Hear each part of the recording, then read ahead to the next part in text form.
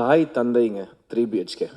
அதுக்கு என்ன அர்த்தம்னு நான் சொல்கிறேன். நான் சினிமாவுக்கு வந்த காலத்துலேருந்து இது என்னோட 40வது படம் ஒரு நடிகனா. எங்கள் தாய் தந்தை கிட்ட அந்த விஷயத்த ஷேர் பண்ணுறப்போ எங்கள் அப்பா பார்த்து சொன்னார், 40 படம் நடிச்சியாட சித்து அப்படின்னாரு.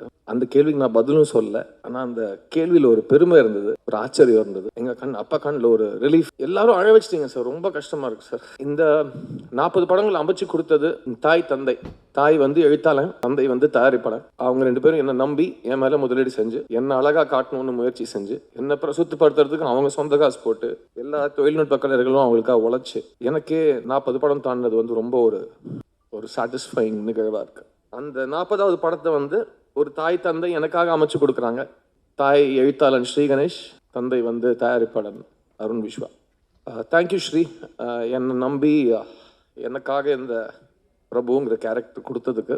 அண்ட் இவ்வளோ இமோஷனல் ஆக்குற அளவுக்கு, அதுவும் ரிலீஸ்க்கு முன்னாடி இவ்வளோ இமோஷனல் ஆக்குற அளவுக்கு ஒரு கதையும் ஒரு படத்தையும் இவ்வளோ முதலீடையும் என் மேலே போட்டதுக்கு ரொம்ப ரொம்ப நன்றி Arun.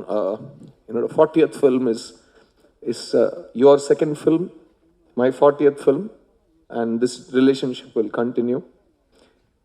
And everything became memorable because of what you did. And நம்ம 2 பேரும் ஒரே விஷயத்தை தான் சப்போர்ட் பண்ணோம், ஸ்ரீயோட ஸ்கிரிப்டை சப்போர்ட் பண்ணோம்.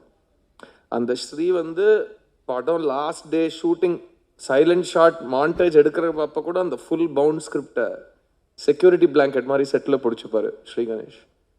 அது ஒரு அசிஸ்டன்ட் டைரக்டராக எனக்கு பார்க்குறதுக்கு ரொம்ப சந்தோஷமாக இருந்தது. முக்கியமாக 3BHK வந்து இந்த தாய் தந்தை பற்றின படம்.